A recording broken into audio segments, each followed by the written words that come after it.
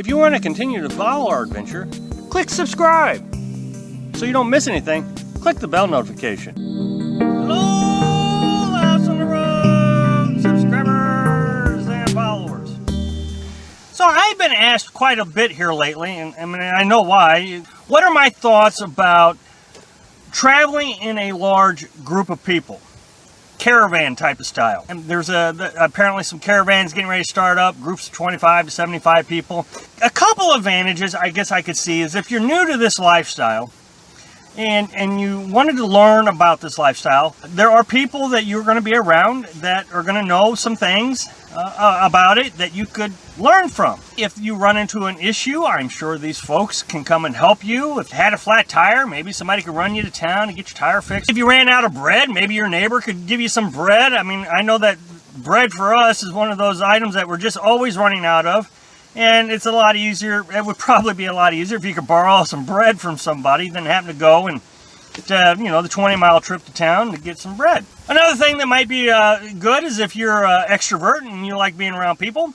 I'm sure that this would be a great lifestyle for you. I cannot speak to that because I'm an introvert and I do like being by myself. If you're into friendships and making friendships, then it would be great. First of all, I doubt I could even go into a caravan situation. I have a generator. Now, my generator is very quiet. It's a 56 decibel generator.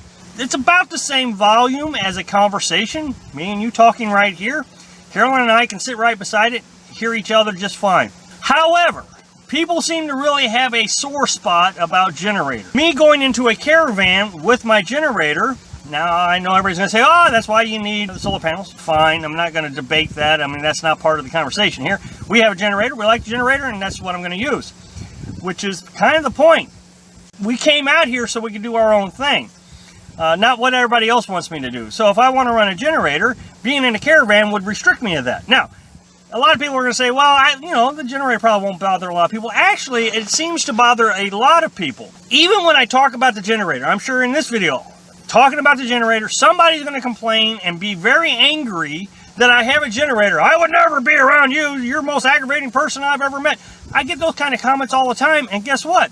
They've never camped around me. So they're already angry that I have a generator that they've never heard. My grandpa used to say, countries across oceans can't get along. Neighbors across fences can't get along. Spouses in the same house are definitely not going to be able to get along. Well, I would think this is kind of the same theory. You put a group of people together, I think you're going to just run into people that you can't get along with. If you're in a caravan and it's a huge group of people, I would think it's quite likely that at some point you're not going to get along with somebody. As with any community, you're going to have to start establishing rules that everybody has to follow. It's just inevitable. You have to. For example, the generator. Are the rules going to include no generators because it might disturb your neighbor?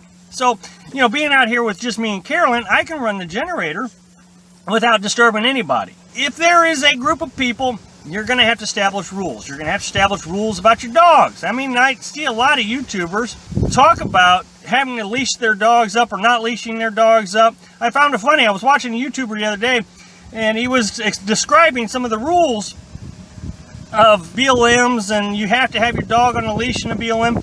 But right behind him was his dog running loose all over the place. Even those who advocate the rules sometimes break the rules. Now, if you're in a group, that doesn't hurt anybody when you're out there by yourself. I mean, I'm not advocating that everybody let their dogs run loose. That's not who I am. That's why I don't have a dog.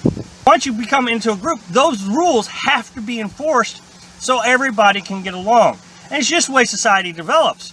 The more people, the more rules. It's just the way it has to be. That way everybody can coexist. I made a video about my adversity to illegal substances, even the ones that everybody thinks should be illegal. I have an adversity to that.